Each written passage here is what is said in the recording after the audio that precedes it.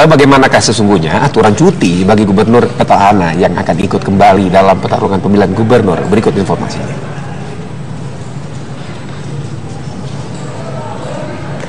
Ya, di pasal 70 ayat 3, kepala daerah yang mencalonkan kembali pada daerah yang sama selama masa kampanye harus memenuhi ketentuan.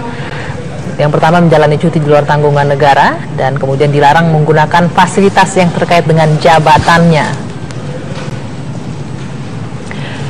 Kemudian di pasal 70 ayat 4, cuti bagi gubernur, wakil gubernur diberikan oleh Mendagri atas nama Presiden.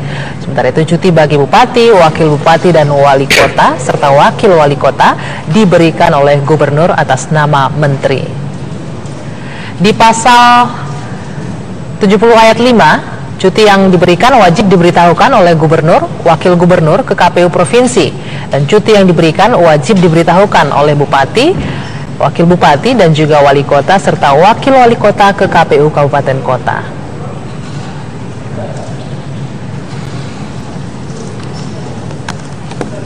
Untuk apa Gubernur Petahana Basuki Cahayapurnama mengajukan judicial review, dan apakah Gubernur Petahana takut menghadapi koalisi kekeluargaan yang dimotori oleh PDIP dan Gerindra? Ya, untuk memperbincangkannya kita akan berdialog dengan sejumlah narasumber kami di studio. Ada Wasekjen PDIP Ahmad Basara, selamat sore. Sore. Ya, dan juga ada Dewan Pakar Partai Nasdem, selamat sore Mas Taufik. Selamat sore juga. Sore Mas Taufik.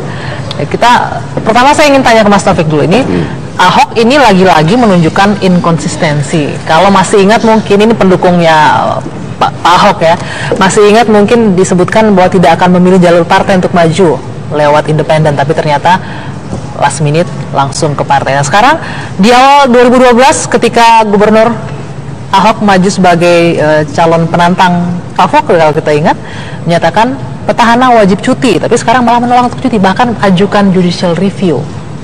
Apa yang Anda lihat? Menurut saya bukan inkonsistensi, nggak tepat. Apa? Dia renegade. Dia orang yang selalu menentang mungkin sesuatu yang tidak tepat pada kondisinya. Saya memberitahukan. Tidak tepat pada kondisinya untuk yang bersangkutan saja? Di dalam konteks politik Indonesia, saya beritahukan begini. Saya memahami sejumlah kritik terhadap produk DPR RI yang disebut masyarakat beragam. Ada yang mengatakan produknya buruk dan sebagainya. Tetapi ada sebuah undang-undang yang diproduksi, yang dibuat oleh DPR, yang menurut saya adalah sangat bagus. Semuanya mengakui sangat bagus, yaitu undang-undang tentang pilkada. Bahwasanya semua petahana itu harus mengundurkan diri. Ya. Itu adalah undang-undang menurut saya yang sangat bagus, yang dibuat oleh DPR. Semuanya mengakui bagus. Tiba-tiba ada orang yang membawa ke MK. Setelah di MK di sana, MK itu saya tidak tahu bagaimana cara berpikirnya, itu pun dihancurkan. Ya, sebuah produk yang sangat baik dari DPR. Yang kedua, kalau di dalam sebuah sistem politik apapun itu, kalau negara demokrasi, ya, itu kalau itu ada kotak politisi, kotak PNS, pegawai negeri. Jadi PNS ini atau militer ini, dia ini adalah diangkat. Kalau politisi ini adalah dipilih. Karena itu ketika dia menjadi gubernur, itu sebetulnya tidak perlu mengundurkan diri. Ya, kalau seorang politisi, saya misalnya Pak Ahmad Basara mau jadi gubernur, tidak perlu beliau ini harus mengundurkan diri. Karena apa? Masih di dalam kotak politik. Jadi dia harus bisa langsung, tetapi di Indonesia itu oleh MK itu dihancurkan. Politisi juga harus mengundurkan diri. Di Amerika tidak perlu. Seorang anggota Senat tidak perlu, kalau dia ingin jadi anggota presiden, tidak perlu mengundurkan diri. Jadi saya ingin beritahukan, kacau balau di Indonesia ini persoalan tersebut. Jadi di dalam suasana kekacau balauan itulah yang kemudian Ahok ini berpikir, kok begitu dalam sistem politik kita ini? Bukan justru makin kacau ya dengan Ahok begini? Tidak, dia ini kacau, terus Ahok kemudian justru makin kacau. Tidak, dia ini kalau ini adalah melakukan review, judicial review, itu adalah sah sebagai seorang warga negara. Karena sesuatu bisa dia perjuangkan. Benar, sampai di sana Mas, benar. Tapi tidak ada yang menyalahkan itu. Tapi yang jadi pertanyaan, ketika 2012 Ahok sangat kuat mengatakan petahana harus cuti, wajib cuti. Tapi sekarang pernyataannya, saya tidak mau cuti. Kalau perlu saya tidak usah kampanye. Dia ini yang jelas itu sekarang itu adalah dia mengajukan judicial review. Kalau dia mengajukan judicial review, artinya dia akan menunggu hasil tersebut. Artinya apa? Dia bukan seseorang itu adalah sebagai seorang politisi yang seperti Ahok seperti ini, dan saya juga seorang politisi. Menurut saya dia akan mencari segala peluang yang ada. Yang itu adalah mungkin itu adalah menentukan apa, Pak Taufik? Maksud Anda peluang di sini apa? Peluang untuk nggak seorang politisi itu, ya kan? Itu adalah dia akan mencari segala sesuatu, mendapatkan sebuah situasi yang baik. Jadi kalau misalkan dia tidak cuti, dia mendapatkan peluang yang lebih baik. Nah, kalau memanfaatkan itu maksudnya, dapat manfaat dari tidak cuti itu. Nah, selama ini saya memberitahukan dulu bahwa persoalan dia cuti dan tidak cuti kan belum final. Artinya dia itu bukan berarti tidak tunduk kepada sebuah keputusan bahwa cuti atau tidak cuti tersebut. Kalau memang cuti, dia mungkin akan tunduk. Karena apa? Kita beritahu, kita nyatakan dia tunduk. Karena nyatanya dia mengadukan judicial review. Iya kan? Judicial review itu tidak salah, Pak, sekali lagi. Boleh, setiap warga negara boleh mengajukan. Nah, dari situ itu adalah menunjukkan indikasi bahwasanya dia akan memperjuangkan melalui jalur tersebut. Kalau memang tidak, mungkin dia akan tunduk. Kan dia tidak mengatakan sudah final bahwasanya. Sesungguhnya sudah ada aturan itu kan berupa undang-undang bahwa memang harus cuti. Tapi kenapa seorang Ahok ini kok nggak mau cuti? Padahal dulu sebelumnya ya, di pilkada tidak bukan mau cuti, sekedar mengadakan judicial review. Iya, padahal sebelumnya dia mengatakan. Nah, saya menanyakan, boleh nggak mengadukan judicial review? Boleh. Nah, kalau itu hasil judicial itu yang dia pegang oleh dia nanti. Iya. Tapi yang Bapak tangkap kira-kira apa ya keinginan Ahok supaya tidak cuti ini? Biar apa ya? Ada keuntungan yang ia dapat, manfaat yang ia dapat, kemudahan. Kalau itu saya tidak paham, itu harus ditanyakan kepada Pak Ahok, apa ada keuntungan atau tidak. Tetapi di dalam konteks pemahaman saya, kalau dia itu mengajukan judicial review, itu bukan berarti dia sudah final persoalan pernyataan bahwa dia tidak mengundur diri. Tetapi menurut saya yang final itu adalah judicial review tersebut. Mas Basarah, tapi kita sepakat ini, judicial review itu nggak salah. Semua orang warga negara berhak untuk itu. Tapi yang menjadi polemik mungkin ya, inkonsistensinya Ahok yang lagi-lagi terjadi. Itu yang menjadi permasalahan. Ya, buat saya fakta Ahok melakukan judicial review terhadap undang-undang pilkada yang telah diputuskan pemerintah bersama DPR, dan DPR itu ada fraksi Nasdem, fraksi Hanura, dan fraksi Golkar yang ikut menyetujui undang-undang pilkada itu. Sebetulnya psikologi politiknya Ahok lagi-lagi menunjukkan rasa tidak hormatnya kepada partai yang akan mengusungnya dalam pilkada 2017 yang akan datang, karena undang-undang pilkada yang dimana di dalamnya ada pasal 70 yang mengatur tentang kewajiban cuti bagi petahana itu diusulkan dan disetujui oleh fraksi Partai Golkar, Hanura, dan Nasdem. Jadi selain inkonsistensi, ya Ahok juga lagi-lagi membuktikan kepribadiannya, wataknya, karakter politiknya yang tidak ingin menghormati orang-orang yang ikut membesarkannya. Ini kan sebetulnya mencederai karya Partai Nasdem, karya Partai Golkar, karya Partai Hanura yang telah bersama pemerintah melahirkan undang-undang 10 tahun 2019 tentang pilkada itu. Sebentar, kita tanya Mas, merasa dilecehkan nggak, tidak dihargai? Di dalam sebuah politik untuk mencari sebuah format itu kan tidak final.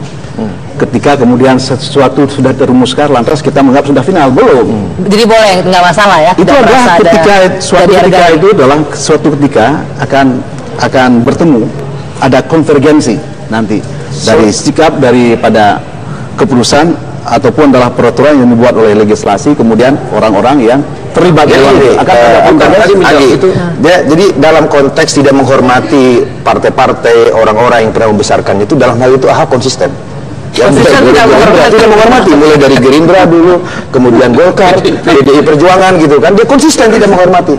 Sekarang dia mulai konsisten tidak menghormati Nasdem, Hanura, dan Golkar yang telah melahirkan karya terbaik yang Mas Taufik bilang tadi, undang-undang terbaik yang sebelumnya DPR gitu kan. Itu nah, undang-undang ini kan undang-undang terbaru, Mas. Undang-undang 16 itu yang saya bilang yang dirumuskan yang sebelumnya itu, yang kemudian tapi kan undang-undang ini adalah undang-undang terbaru. Ini yang kedua, DPR periode kita kan. Itu yang saya bilang itu yang kedua itu, yang kedua, ya inkonsistensi dalam sikap. Tadi yang dikatakan benar, 2012 dia ngotot sekali minta Pak Fauzi Bowo petahana pada waktu itu mundur karena dicurigai akan menggunakan kewenangannya, abuse of power, menggunakan fasilitas negara dan sebagainya. Yang ketiga, lagi-lagi Ahok membuktikan gagal paham. Ya, gagal paham. Dia gagal paham bagaimana memahami Ibu Mega sebagai pribadi dan sebagai ketua umum PDI Perjuangan. Sekarang gagal paham dalam konteks judicial review ini, dia gagal paham dalam memahami konstruksi hukum tata negara kita. Betul bahwa judicial review itu adalah hak konstitusional setiap warga negara yang hak konstitusionalnya merasa dilanggar oleh sebuah pasal dalam undang-undang tertentu. Tetapi jangan lupa, yang dimasuk hak konstitusional itu adalah hak di mana ketentuan di dalam undang-undang itu dilanggar, bertabrakan dengan ketentuan dalam undang-undang dasar. Nah, mengenai undang-undang pilkada yang mengatur tentang apa namanya cuti bagi petahana, ini open legal policy, ketentuan terbuka yang tidak diatur di dalam undang-undang dasar kita, sehingga terserah DPR bersama pemerintah. Begitu, tidak ada payung hukumnya yang menyangkut asas konstitusionalitas itu. Di sini Ahok yang tidak paham. Jadi kira-kira kalau saja sederhana aja Mas Rizky, ini sekedar cara Pak Ahok untuk meningkatkan popularitasnya. Dia tahu betul dia sedang dimanjakan oleh media. Apapun perkataan, perbuatan, bahkan Ahok batuk pun jadi berita. Ini kan meningkatkan popularitas. Jadi wajar kalau dia tidak perlu kampanye dan sebagainya, karena dia sadar betul dia sedang dimanjakan oleh media. Jadi meskipun langkah judicial review ini irasional secara konstruksi hukum ketatanegaraan kita, karena tidak ada asas konstitusionalitas yang itu dilanggar. Yang penting ini jadi berita. Jadi menurut Mas Ara ini adalah part of the game yang dimainkan oleh Ahok. Ya, kira-kira seperti itu. Korbannya, dan ini korbannya. Katakanlah misalnya argumentasi yang dia pakai bahwa dia tidak pengen cuti karena ingin mengawal pembahasan APBD. Ini kan seolah-olah Pak Ahok menganggap bahwa republik ini republik yang belum selesai, negara yang belum jadi gitu loh, pemerintahan yang belum stabil, sehingga untuk mengawal pembahasan pilkada aja harus ada seorang Ahok. Padahal ketatanegaraan kita sudah mengatur petahana yang cuti itu ada PLT. Dalam pembahasan RPBD itu ada sekda, ada kepala dinas, ada segala macam. Ini sistem yang bekerja. Nah, Pak Ahok ingin mempersonifikasi kekuasaan ini dalam dirinya ansih gitu loh. Seolah republik ini negara yang belum jadi. Tapi bukan hanya Ahok loh, Nasdem juga mendukung itu kok. Lah itu yang itu yang saya katakan tadi, kesulitan Mas Taufik untuk mengargumentasikan posisinya. Saya paham betul apa yang ada di dalam hati beliau ini. Apa sih nanti kita lanjutkan, kita sudah petang kembali. Ya, terima kasih Anda masih bersama kami di Kabar Petang. Perbincangan masih kami lanjutkan, masih bersama Ahmad Basara dan juga Pak Taufik. Pak Taufik tadi sudah jelaskan secara gamblang, jadi PDIP melihatnya Ahok ini memang yang konsisten dalam arti ya tidak menganggap partai-partai yang mendukungnya. Sudah ada Golkar sebelumnya, ada Gerindra, kemudian ada PDIP, kemudian sekarang Nasdem. Melihat apa langkah yang dilakukan Ahok sekarang ini, dan berarti Anda setuju memang apa yang dilakukan Ahok untuk tidak mau cuti ini, Nasdem secara partai setuju? Kami tidak pernah melihat Nasdem itu tidak pernah melihat Ahok itu adalah dia tidak menghormati partai-partai pendukung dia. Karena itu adalah komunikasi itu yang terjadi adalah antara dia dengan kami. Bagus ya. Kami menganggap itu adalah komunikasi yang menurut kami itu adalah komunikasi yang baik, ya. Dan kami tidak melihat bahwasanya itu adalah dia melakukan pelecehan terhadap hal tersebut. Kenapa? Karena kita harus paham tidak ada ego sektoral di dalam konteks kita. Karena kita lagi menemukan format politik kita yang paling bagus, ya, di dalam konteks Indonesia. Nah, menurut saya apapun yang dilakukan oleh seorang warga negara dan kemudian seorang tokoh seperti Ahok itu akan menyumbang kepada sesuatu yang lebih baik di dalam sistem politik kita. Itu yang harus kita sadari dulu. Jadi kita jangan melihat hal tersebut secara sangat sederhana. Kalau saya tidak sederhana. Ini adalah sebuah produk yang dibuat oleh DPR, maka ini adalah seorang politisi seperti Pak Ahok. Saya yakin apapun yang dipikirkan itu oleh DPR dan kemudian oleh legislatif dan kemudian oleh seorang pelaku seperti Pak Ahok itu, hasilnya nanti adalah akan menyumbang sesuatu yang lebih baik. Untuk politik atau untuk Ahok secara pribadi yang punya kepentingan untuk politik Indonesia? Menurut saya. Tapi kalau Anda lihat tadi Pak Taufik tadi lihat Pak Ahmad Basara lihat ini kan cuma mainannya Ahok saja. Secara ini mungkin belum sadar Nasdem. Kalau PDIP karena sudah sadar, sudah paham betul karakter Ahok. Ini mungkin Nasdem belum terbangun gitu. Melihat Ahok ini cuma mainan-mainannya aja gitu. Tidak seperti itu. Ya itu kan cara anak-anak melihat, ya kan. Tidak seperti itu. Kami itu adalah sebuah partai politik, ya, yang memahami segala apa yang kami tuju. apa yang kami perbuat, apa yang kami kehendaki. Ya kan kami dari awal telah mengatakan kepada, kalau orang mengatakan bahwa Pak Ahok tidak menghargai partai politik, salah. Karena saya telah pernah menyatakan di dalam sebuah kesempatan wawancara bahwasanya ketika Pak Ahok itu adalah meminta kepada Partai Nasdem mengatakan oke, karena Pak Ahok ini adalah pendiri Nasional Demokrat, yaitu sebuah organisasi ormas. Ya. Tetapi kami ingatkan bahwa Partai Nasdem hanya memiliki 5 kursi di DKI. Jadi walaupun didukung oleh Partai Nasdem itu tidak cukup. Karena itu Pak Ahok cari partai lain. Kalau belum dapat, maka silakan menggunakan jalur independen. Tetapi tidak boleh tergantung kepada partai politik. Karena kalau tergantung kepada partai politik, dia itu akan memiliki ruang yang sangat sempit. Ketika pada suatu saat titik dia nanti adalah membutuhkan sekali keputusan, partai politik itu adalah akan bersikap yang tidak menguntungkan dia akan berada pada posisi yang di fait accompli. Karena itu menurut saya jangan sampai dia fait accompli, dia harus menggunakan 2 jalur independen. Dan kalau misalnya suatu ketika kemudian ada partai politik sudah mendukung, menurut saya ambil jalur politik itu sudah dari awal. Mas Taufik, jadi intinya agar Ahok tidak tersandera oleh partai nantinya dalam. Menurut saya seperti itu. Baik banget loh, partai biasanya jarang yang seperti ini. Ya, tim sukses harus begitu memang. Tetapi begini, yang harus cermati oleh kita bahwa meskipun saya pribadi dari perspektif konstruksi hukum ketatanegaraan yang saya pahami, judicial review ini akan gugur karena tidak ada pasal di dalam undang-undang dasar yang mengatur tentang cuti petahana ini. Ya, tetapi coba Pak Ahok berpikir bahwa aspek yang dilakukan sebagai legal action ini, jika kemudian itu disetujui bahwa petahana tidak harus cuti pada masa kampanye, potensi abuse of power di dalam karakter kepala-kepala daerah petahana yang sekarang kita ini terjadi, ini tentu akan menimbulkan ketidakadilan di dalam proses itu sudah disadari betul sama Ahok.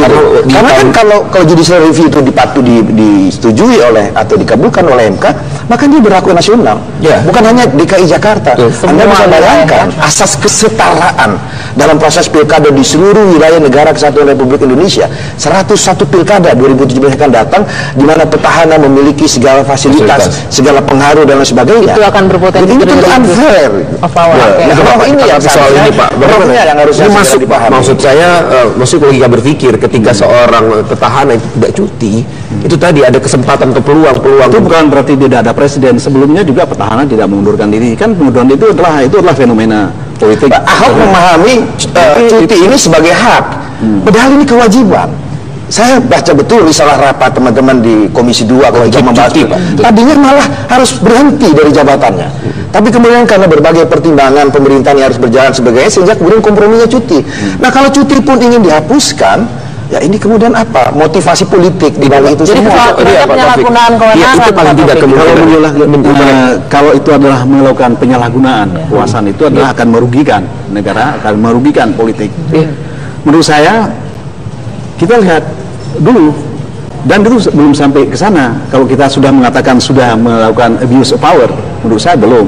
Karena Ahok potensi Pak Taufik itu juga dilakukan oleh Ahok ketika 2012, potensi abuse of power oleh potensi berarti belum terjadi. Belum ya. Dia itu harus diantisipasi kan? Harus cegah, diantisipasi agar itu tidak terjadi. Nah, karena itu dia melakukan sebuah judicial review.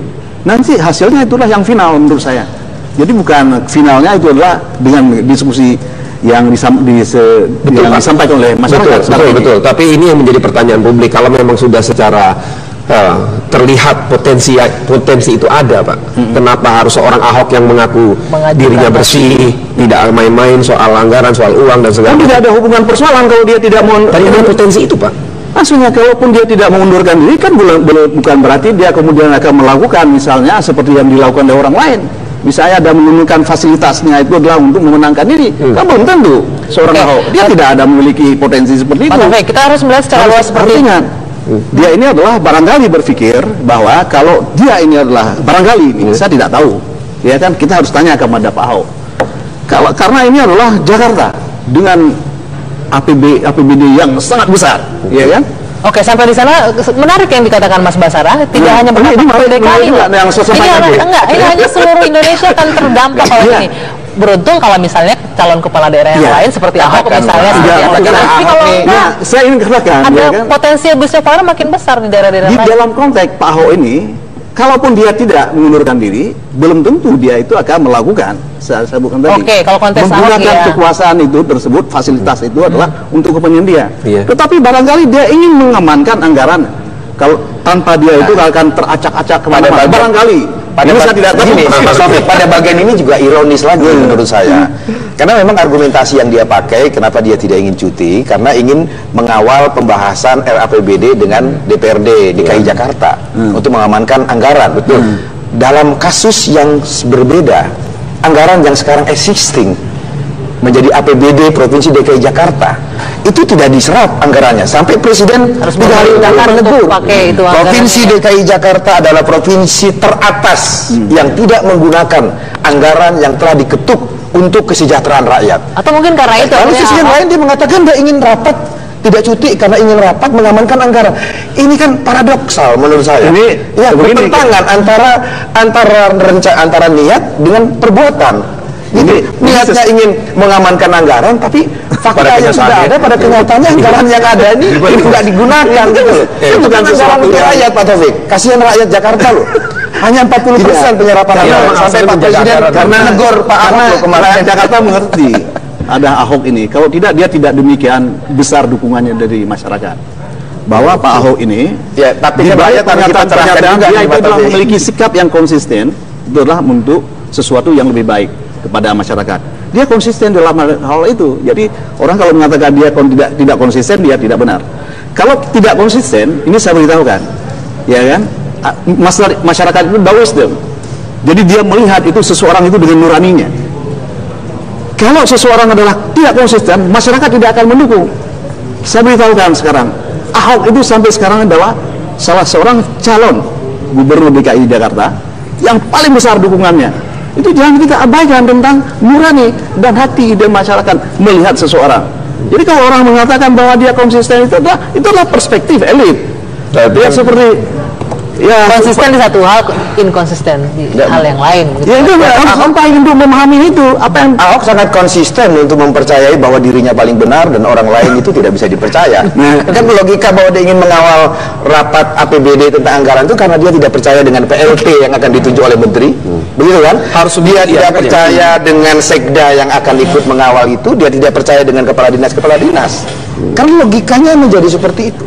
Karena yang benar itu Pak Ahok sendiri. Orang lain itu patut diduga tidak bersih, punya potensi abuse of power, akan mengkorap dan sebagainya. Sebab kalau misalnya kalau dia tidak punya pikiran begitu, PLT itu sistemik loh. Akhirnya PLT tidak mungkin. Pak Taufik, gimana Pak Taufik? Ini harus dijawab kan? Ya tentu saja harus kita jawab. Maksud saya begini, kita coba lihat penetapan camat di DKI adalah di dalam sejumlah pandangan. Dia telah menempatkan orang pada tempatnya, camat-camat yang ditetapkan di DKI. Jadi dia selalu adalah berusaha untuk menempatkan orang itu adalah tidak melakukan kesalahan.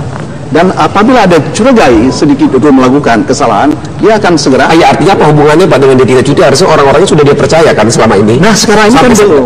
Ini kan belum, ya kan? Karena jadi benar yang kata Pak Ahmad Basara, dia tidak percaya sama sekdanya, tidak percaya sama PLT, itu benar. Berarti kan ke bawah dia tidak percaya kepada jajaran pemerintahan bukan seperti itu. Kasus saya Jakarta. Ini sudah dia tidak percaya dengan pemerintahan nasional. Gitu loh. Dia kan mengatakan, iya kalau PLT yang ditunjuk Mendagri itu orangnya bersih, jujur, dan lain sebagainya. Kalau dia sudah tidak percaya Mendagri, berarti dia tidak percaya Presiden juga. Pasti percaya kepada Mendagri. Tapi itu terucap loh Pak Taufik. Kekhawatiran PLT yang ditunjuk itu tidak amanah lah begitu mengawal pembahasan. Tidak apa-apa, seseorang itu adalah dia merasa bahwasanya sesuatu yang dia pikirkan adalah lebih baik, itu menurut saya dia ada rasa percaya diri kepada diri dia. Itu wajar saja ya. Wajar saja terhadap hal tersebut. Itu adalah bukan sesuatu yang harus kemudian kita mengatakan salah. Ya. Kalau ini diperdebatkan tidak akan berakhir ya, tapi waktu kita sudah habis sayangnya. Kita tunggu saja nanti hasil judicial review-nya di MK seperti apa dan apakah Ahok tetap akan konsisten untuk Ahok konsisten dan Untuk inkonsisten tidak- itu konsisten atau stabil. tidak konsisten? Konsisten atau tidak konsisten itu stabil ya. Saya mengatakan bahwasanya masyarakat akan melihat apakah dia konsisten atau tidak konsisten. Ketika masyarakat itu adalah memberikan dukungan kepada dia, berarti masyarakat melihat Oke. bahwa adalah sikap dia, langkah dia adalah konsisten. Baik. Jadi perspektif masyarakat adalah Kalau melihat konsisten. masyarakat itu seperti yang dikatakan Pak Taufik, kita harus lihat dulu siapa calon PDIP sesungguhnya yang akan dicalonkan. Tanggal mainnya. Pengumuman keputusan Ibu Ketua Umum PDI Perjuangan Ibu Megawati Soekarno Baik, Putri. Bapak-bapak terima kasih, selamat sore. Sama-sama. Atas waktunya di Terima kasih, Kabupaten Pak Lombok. Taufik.